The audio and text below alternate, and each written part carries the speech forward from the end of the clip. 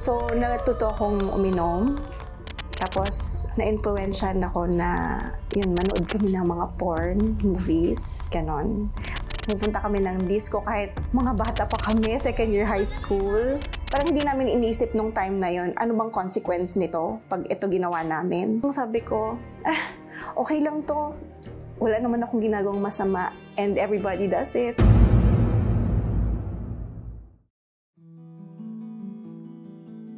I grew up thinking that we were a happy family. Although, hiwalay kami sa dad ko kasi he was working abroad. Lagi kaming nagpapadala sa kanya ng letters. Nag-record kami ng mga audio sa cassette tape pa nung time na yon. Lagi kami may messages for him. Tapos siya rin naman nagre-record din siya ng mga audio messages na nire-record niya sa cassette tape. Tapos pag umuwi siya, sobrang happy namin kasi ang dami niyang pasalubong. So we were really provided everything. Pero sa pagdaan ng mga taon, ang akala ni Hazel na perpektong pamilya ay unti-unting gumuho. Na we-witness namin, nag-aaway sila. Hindi ko alam nung time na yun kung anong pinag-awayan nila. But all I can remember is we were all crying.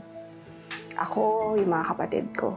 Marami pang ibang incidents na nag-aaway sila and we even heard them fighting. Akala nila tulog kami, pero gising pala kami na naririnig namin yung pag-aaway nila. They were talking about my dad's extramarital affairs. Dito na natuklasan ni Hazel ang masalimuot na takbo ng kanilang pamilya. Kaya pala walang mga wedding photos kasi hindi sila married. Kasi pala ang dad ko ay kasal sa ibang babae. Lalong tumindi ang mga pagtatalo ng kanyang mga magulang. Dahil dito, sinubukan ni Hazel na takasan ng ingay at gulo sa kanilang tahanan sa pamamagitan ng pakikipagbarkada. Nung time na yun, gusto kong umalis ng bahay. Gusto kong laging kasama ko friends ko. Laging gusto kong masaya lang ako. Alam mo yun? So, I found happiness and love sa ibang tao, sa ibang bagay. May mga friends ako nung high school, napapadalas yung paglabas namin. Tapos natuto na akong uminom, natuto na akong mag-disco. Kasi doon ko nakikita yung doon ko nararamdaman yung happiness na hindi ko nararamdaman doon sa bahay. Nang makapagtapos ng high school, lumuwas si Hazel mula Zamboanga patungong Maynila para mag-aral sa kolehiyo.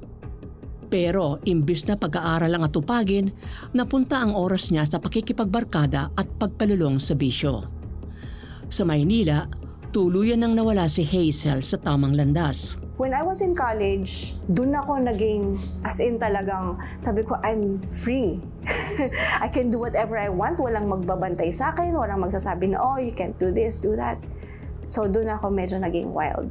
Dun na ako natuto talagang gawin lahat, even premarital sex. Hanggang isang bakasyon, umuwi si Hazel ng Zamboanga. Sa kanyang pag-uwi, isang matinding pagsabog ang kanyang nadatnan. Pag-uwi ko, wala na yung mom ko, wala na yung mga kapatid ko. Kasi naghiwalay na sila ni dad. Heartbroken. I was shocked kasi I never knew until I was home sa Zamboanga kasi nandito ako sa Manila that time nung nangyari yon. And they didn't tell me anything. Wala silang binanggit. Naguguluhan na ako. Alam mo yun? Parang sabi ko, bakit ito nangyayari? I thought happy kami, happy family kami. I thought we were a perfect family. Pero hindi pala. Bumalik ng Maynila si Hazel. Dito ay nilunod niya ang kanyang sarili sa mga bisyo at barkada. Kalaunan, ang kakulangan ng pagmamahal mula sa ama ay hinanap niya sa pakikipagrelasyon. Every weekend, talagang umiinom kami, drink till you drop. Hanggang sobrang lasing na. Tapos, ang ending nun, matutulog na kami together ng boyfriend ko. Tapos, yun, may mangyayari. Ganon. Sabi ko sa sarili ko, wala naman akong pinangangalagaan na na reputation or alam mo yun. Kasi dati, iniisip ko pa yung family ko, ang sasabihin ng mga tao about our family, about me. Pero nung time na yon, sabi ko, wala, wasak na eh. Sira na eh. Ano pang pangangalagaan ko? Naapektuhan ang pag-aaral ni Hazel. Na-kick out siya sa kursong kanyang kinukuha. Agad naman siyang nakalipat ng ibang kurso at nakagraduate ng kolehiyo noong 1998. Agad ring nagkaroon ng trabaho si Hazel. Kalaunan, naghiwalay sila ng kanyang boyfriend. Until napagod na ako. And then yun nga, na-meet ko yung isang office mate ko na masugid na nanligaw. As in talagang everyday binibigyan ako ng food, binibigyan ako ng kung ano-ano. First sweldo niya, inubos niya sa akin. Nahulog rin ang loob ni Hazel sa katrabahong nanliligaw sa kanya at nag-live-in sila. Hanggang nabuntis si Hazel matapos ang 1 taong pagiging magkasintahan. Nung nalaman kong buntis ako, kinabahan na ako. Sabi ko, paano to? Patay. Kung na-chismis nga ako before, nung diba, na buntis, ngayon totoong buntis ako, lalo na akong pag-uusapan. So naisip ko yung time na yon, magpakasal. Kahit hindi pa ako sure. Although, kinokondisyon ko yung sarili ko na, malamang ito na talaga. Kasi nabuntis ako eh. Baka siya na talaga yung the one. At the back of my mind, hindi talaga ako sure. Gusto ko lang magpakasal kasi to save face. August 8, 1999, ikinasal si Hazel at kanyang nobyo. Ngayong magbubuo na si Hazel ng kanyang sariling pamilya, matamo kaya niya ang pangarap na perfect family? Abangan niya sa pagpapatuloy ng kanyang kwento sa linggong ito. Walang kasigurahan pinasok ni Hazel ang pag-aasawa matapos mabuntis na hindi inaasahan. Aminado siya na hindi pa niya lubusang kilala ang kanyang nobyo. Gayunpaman, pikit mata pa rin niyang itinuloy ang pag-aasawa alang-alang sa anak. Hanggang umuwi sila ng Zamboanga para doon manirahan at magtayo ng negosyo. Dumaan ang mga araw at buwan, unti-unting nakilala ni Hazel ang pagkatao ng lalaking kanyang pinakasalan. So, kita niyo mga bundle ng pera. Akala niya pera namin, pero hindi. Siyempre, babayaran pa namin mga supplier, di ba? Magpapasweldo pa kami, yung rent and all that. Pero siguro, kasi nga, readily available yung drugs sa Zamboanga na na nalulung. Actually, hindi pa ako nakadiscover nung pang-drugs kasi sa sobrang busy ko sa business, hindi ko napapansin yun na nag-iiba na pala siya, yung itsura niya. Alam mo yung mapayat na tapos parents ko nakapansin eh. Sabi niya, ano nangyayari dyan sa asawa mo? Bakit ganyan itsura niyan? Mukhang mukhang may something. Tapos laging nagpupuyat. Tapos hindi lang pala siya, pati yung mga tauhan namin. Binibigyan niya para lang hindi makatulog. Parents ko na nagsabi sa akin, kausapin mo na yung asawa mo. Hindi pwedeng yan, kasi lulubog kayo dyan. Nangyari nga ang kinatatakutan ni Hazel. Dahil sa bisyo ng asawa, nalugi ang kanilang negosyo. Kung dati-rati bulto-bultong pera ang hawak, ngayon bulto-bultong utang ang kinakaharap ni Hazel. Lumubog kami sa utang. Tapos may mga stocks na nawawala. Even yung TV namin sa bahay nawawala, yung pala siya. Hindi ko alam, baka binibenta na niya. Gave in ultimatum. Sabi ko, pag hindi mo pa tinigilan, hihiwalayan kita. That time, buntis ako sa second baby namin. Tapos pagkapanganak, alam mo ba, pagkapanganak ko, wala siya. Wala siya sa tabi ko, mami ko lang nandun. Kasi andun siya kasama ng mga friends niya, nagiinom, I don't know. Hindi ko alam, baka nga may babae na rin siya. Hindi ko alam eh, kasi wala na akong pakialam. Unti-unting nawalan na ng pag-asa si Hazel na maibalik pa ang saya ng dating pagsasama. Ang saya, kalaunan ay naging pasanin. Nawala yung love. Doon ako nag-start na ma-attract sa ibang lalaki. Tapos sumasama ako, muntik na nga ako ma-rape eh. Sinundo nung first husband ko kasi nalaman niya nga nasa diskuhan ako. Nalasing kasi ako nung time na yun. And nalaman niya na may mga kasama akong guys. Humantong ang kanilang pagtatalo sa pambubugbog ng asawa ni Hazel sa kanya. Ang tagpong ito ay lalo nagbigay ng lakas ng loob kay Hazel para humanap ng pagmamahal at pag-aaruga sa ibang lalaki. Hanggang isang lalaki na dating nanliligaw kay Hazel noong siya ay dalaga pa ang muling bumalik sa kanyang buhay. Muling nabuo ang kanilang ugnayan. Bumalik na siya sa Zamboanga. So nagkita kami. Actually, nakilala niya pa yung first husband ko. So pinakilala ko siya. Tapos lagi na siyang nagpupunta sa office. Napapadalas yung pagkita namin. Tapos naging singer siya sa banda. So nanonood ako ng gig nila. Mahilig akong pumunta sa mga bar, sa mga ganon. Until bumalik yung dating, yung feelings ko sa kanya. And dun ko nalaman na siya rin pala. May gusto siya sa akin nung time na yon, pero torpe lang. Hindi siya nanligaw. Pero nagpaparamdam. So naramdaman ko naman yun nung time na yun na may gusto na siya. So until parang nagkaroon na kami ng affair. Hindi nagtagal, naghiwalay si Hazel at kanyang asawa matapos ang 3 taong pagsasama. Naiwan sa pangangalaga ni Hazel ang kanilang 2 anak. Naging kami while nandun pa si husband ko, yung first husband ko. Kaya ako pinaalis yung first husband ko kasi doon ko na-realize na ito pala, siya pala yung talagang gusto ko. All the while, dapat siya pala talaga. Sa piling ni Robert, naramdaman ni Hazel ang pagmamahal at pag-aaruga na kanyang inasam. Nagtuloy-tuloy ang kanilang relasyon.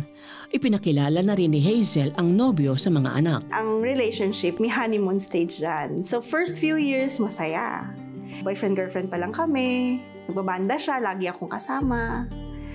Lagi ko siyang sinasamahan sa banda. Partly because gusto ko rin siyang bakuran. Gusto ko rin siyang, kasi pag banda ka, di ba? Ang dami mga chicks. But there were also times na, nagiging violent pag nalalasing siya.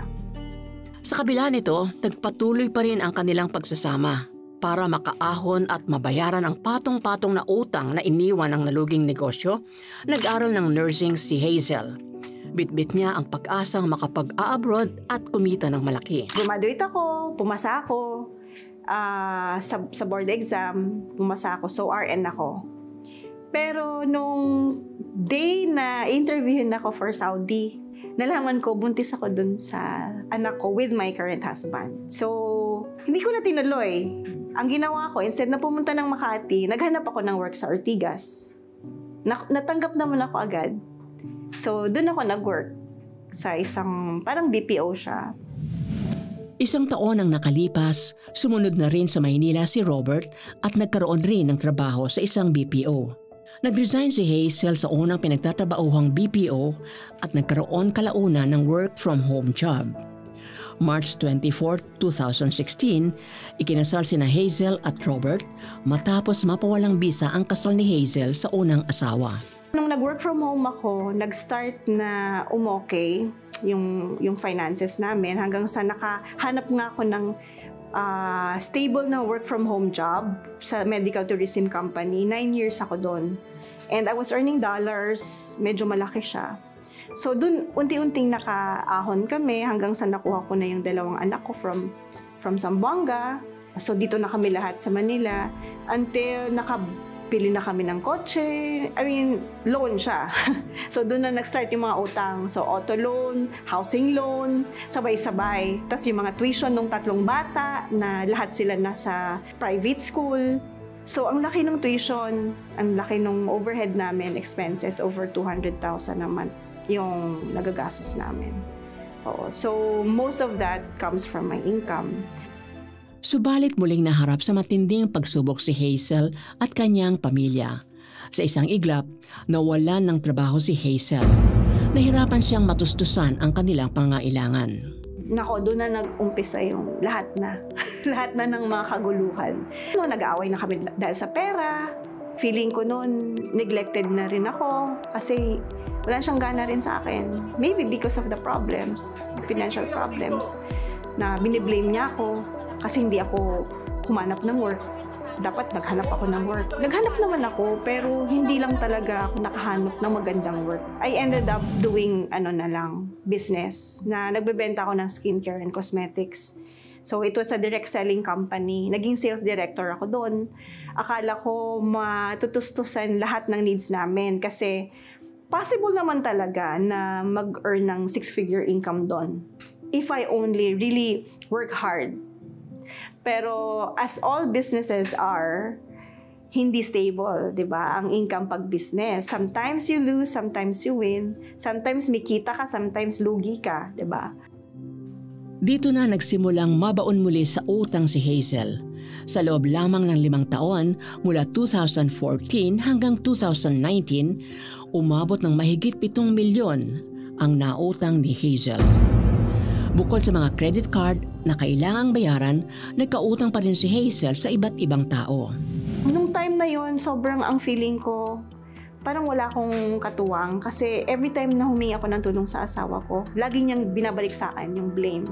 Hinahanap ko yun, yung love from a husband, attention from a husband, na hindi niya na nabibigay. Hanggang sa merong kapitbahay na nagpakita ng concern na tapos parang binibigyan ako ng kung ano-ano, things, nagpakita ng interest, ganun. Like I said kanina, madali ako ma-fall. So, na-fall.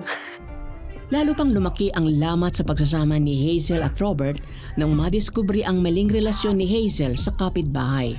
2 times ko yata siya pinablatter at may TRO pa. Sa sobrang grabe yung pamubugbog niya sa akin. And hanggang sa nagalit na, pati mga kamag-anak niya, yung mga kapatid niya, nagalit na sa akin because of the infidelity. Nagalit yung side niya. Yung mga anak ko nagalit sa kanya because of the pambubugbog, pananakit sa akin. Ano ang gagawin ni Hazel sa harap ng mga pangyayari? Maisipan na kaya niya magbago? Abangan niyo yan sa pagpapatuloy ng kanyang kwento sa linggong ito. Ako yung tao na naghahanap ako lagi ng affection. Gusto kong maramdaman yung love from guys. Kasi yun yung kulang sa akin yung time na yun. Love na galing sa father.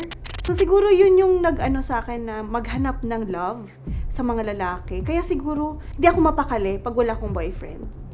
Or wala akong nare-receive na love from other guys. Hiniwalayan ni Hazel ang naging karelasyong kapitbahay matapos itong madiskubre ng kanyang asawa. Subalit patuloy na naging masalimuot ang kanilang pagsasama. Sa gitna nito, nagpatuloy pa rin si Hazel sa kanyang direct selling business. Pilit na itinatawid ang mga pangangailangan ng pamilya. Kung saan ako nakakarating para lang magbenta. Yun yung source of income ko that time Hindi siya sapat kasi ang laki nga ng overhead namin. Sa tulong ng kanyang negosyo, isang tao ang nakilala ni Hazel na nagbahagi sa kanya ng magandang balita ng Panginoon. Christian siya. So, na-share niya sa akin about Jesus, about having Jesus in your life, ganyan, na siya lang makakapag-ayos ang lahat ng So, narinig ko lang yon pero hindi ko siya talagang naintindihan. Hindi ko naintindihan yung truth about the gospel. So, para sa akin, parang wala lang. Sa gitna nito, nagpatuloy pa rin ang malamig na pakikitungo kay Hazel ng kanyang asawa. Nangingibabaw sa kanya ang pakiramdam ng tila pag-iisa sa buhay. Walang pag-aaruga, walang pagmamahal. Hanggang isang panibagong tukso ang dumating kay Hazel. Nagput up ako ng stall sa isang mall, maliit na mall lang. Owner siya ng isang stall doon, nagbebenta siya ng RTW. And then ako nagbebenta ng skincare ko. Naging customer ko siya. Naging customer niya din ako kasi bumibili din ako ng damit. Pinagdadrive na niya ako hanggang sa naging close kami. Hanggang na-fall na naman ako. Sa akin, more on companionship. Meron akong nasasabihan or meron akong nakakasama pag may mga events ako, may nagkakapag-drive sa akin, may nag-assist sa akin na hindi nagagawa ng husband ko. Subalit wala talagang sikreto ang hindi nabubunyag. Muling natuklasan ng asawa ni Hazel ang kanyang pangangalunya. Sa galit ng asawa, binugbog niya si Hazel. Bugbog na naman ako. Tapos, hindi niya ako pinalabas ng room. As in, kinulong niya ako buong maghapon, buong araw. Parang ni-rape niya pa nga ako Although, mag-asawa kami, di ba? Pero, alam mo yung, nung time na yon, gusto ko na rin talaga siyang hiwalayan. As in, after nun, gusto ko nang umalis. Pero ang nangyari, siya yung umalis. Lumayas ang asawa ni Hazel, bit-bit ang kanilang anak at si Hazel naiiwang nag-iisa. Nagalit ako sa kanya and nalungkot din ako at the same time. Pero para sa akin, namanhid na ako na okay lang sa akin na hindi na kami maging okay. Bumalik siya, ang sabi niya sa akin, bumalik ako not because gusto kong maging buo tayo ulit, but because I want to torture you. Gusto daw niya akong pahirapan. Gusto ko lang maramdaman mo yung sakit na ginawa mo sa akin. Tapos dun ko na-realize na kung anong ibig sabihin niya nung nagkaroon na rin siya ng ka-affair. Gumanti kay Hazel ang kanyang asawa at ibinalik ang mga sakit sa kanya sa pamamagitan ng pagpasok rin sa pakikipagrelasyon sa ibang babae. Hanggang isang araw, tumambad kay Hazel ang buong katotohanan. Habang tulog siya, nakita ko yung calls. Ang dami, tapos 1 oras, tapos yung mga dates. Sabi ko, ito yung mga date na na niyaya ko siya mag-grocery, ayaw niya. Niyaya ko siyang punta dito, ganun. Ayun, nakita ko yung mga history. Nung time na yon, actually, okay na ako ulit. I mean, napamahal na ako ulit sa kanya. Na sabi ko, gusto ko nang i-work out tong relationship. Naramdaman ko kung gaano kasakit pala na pagtaksilan, di ba? Na-realize ko, ito na yun. Ito na yung sinasabi niyang torture. Kasi masakit. Masakit pala.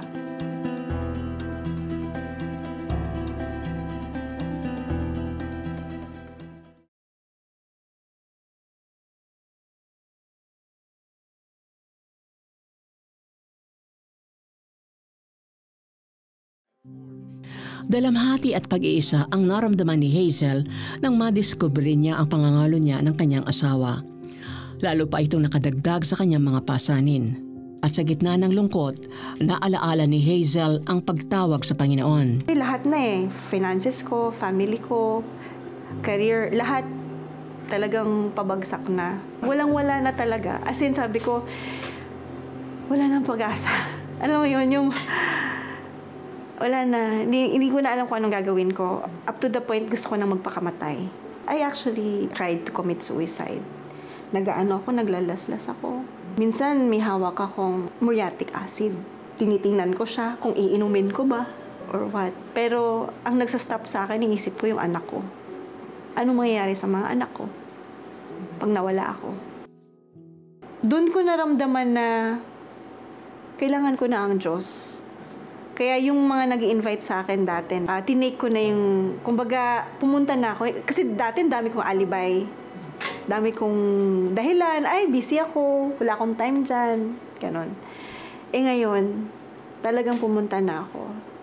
Ang start ng session is always praise and worship. Ang naaalala kong song was Waymaker.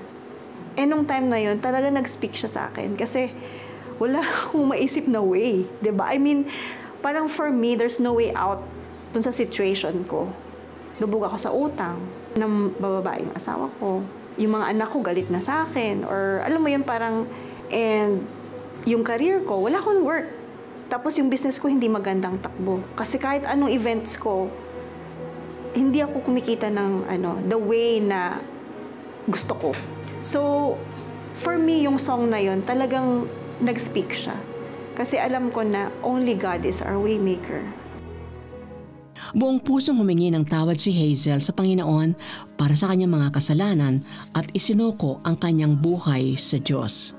So, yung sinasabi ko sa kanya was, Lord Jesus, Ikaw ang kailangan ko. Please come into my life. Kasi hindi ko na kaya yung ganitong buhay. Ikaw lang ang kailangan ko. Doon ko naramdaman yung love ni Jesus. Kasi kahit ano yung kinuwento ko sa kanila. Kasi naging open ako kaagad.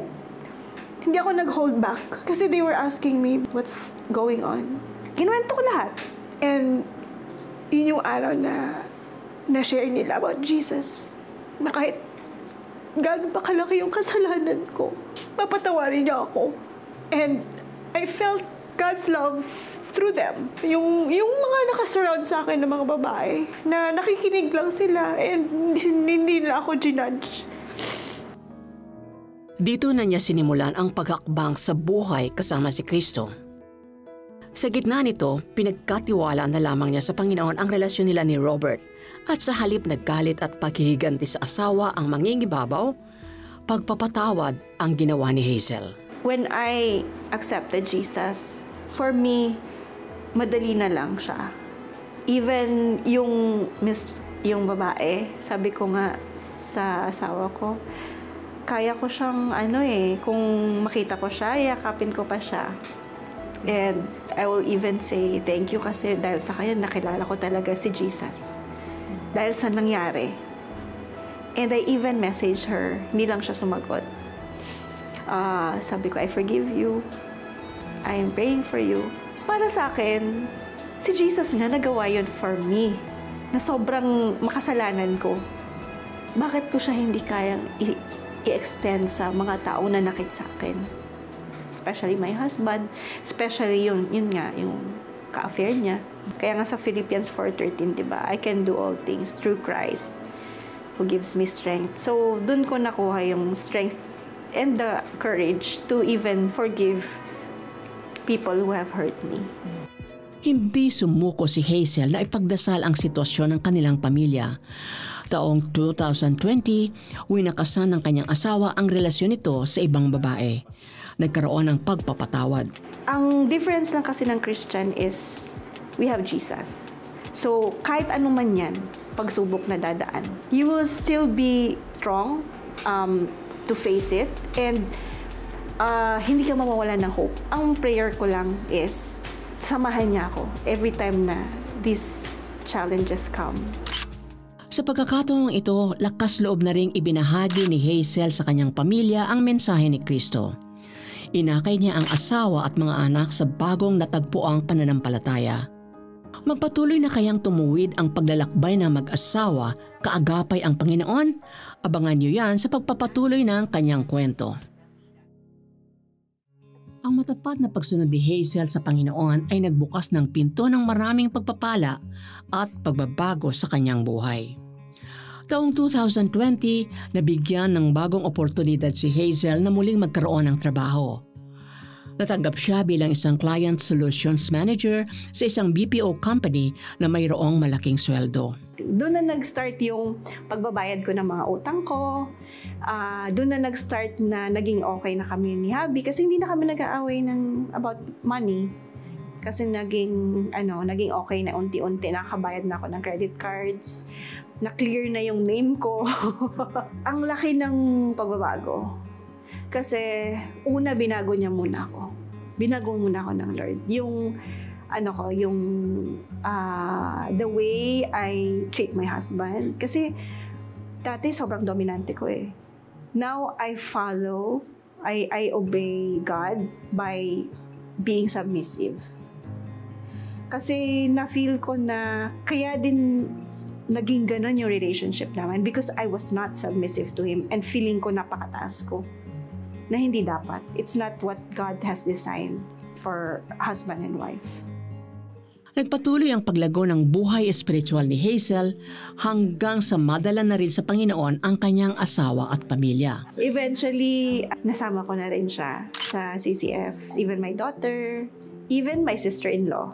Maybe because nakita rin nila yung changes sa akin. And lalo na nung pandemic, it was a blessing in disguise, yung pandemic. Kasi lagi ako nakikinig ng mga praise and worship songs and yung CCF messages. Kasi nasa YouTube siya, diba? So, wala silang choice kundi marinig din yung mga pinapakinggan ko. So, even prayer and fasting, nag-prayer and fasting kami as a family. Magkasamang pinalago ni na Hazel at kanyang pamilya ang kanilang relasyon sa Panginoon. Sa panunumbalik ng pagmamahala nilang mag-asawa, sumailalim sila sa renewal of vows noong 2023. And this time, nagko-consult na ako. Unlike before, na gumagawa ako ng sarili kong desisyon. Hindi ko siya tinatanong. Ngayon, I ask him. I'm also grateful na nangyari lahat yun. Because if those things did not happen, baka hindi ko pa kilala si Jesus ngayon. Kasi like I said, di ba Romans 8:28, kahit ano man yung mga pangyayari na yan, negative things man yan, God causes all those things to work together for good. Nag-organize ngayon yung D-group leader ko ng baptism sa bahay nila. And nasama ko yung sister-in-law ko. Sobrang ang sarap ng feeling. Nakakaiyak na sobrang fulfilling. Sa ngayon, masayang naglilingkod si Hazel sa kanilang simbahan bilang praise dancer at bahagi ng worship team. Kasabay nito ay ang pagdedisciple din niya sa iba pang mga kababaihan. Patuloy na ibinabahagi ni Hazel ang kanyang kwento upang makapagbigay inspirasyon at makapagministeryo sa mga kababaihan at sa mga mag-asawa. Feeling ko noon, parang patay na ako sa mga kasalanan ko. I was dead in my sins kasi sa sobrang dami ng kasalanan ko, but because of Jesus, I was forgiven. And now I am a new creation. I don't remain dead in my sins, but now I am alive in Christ.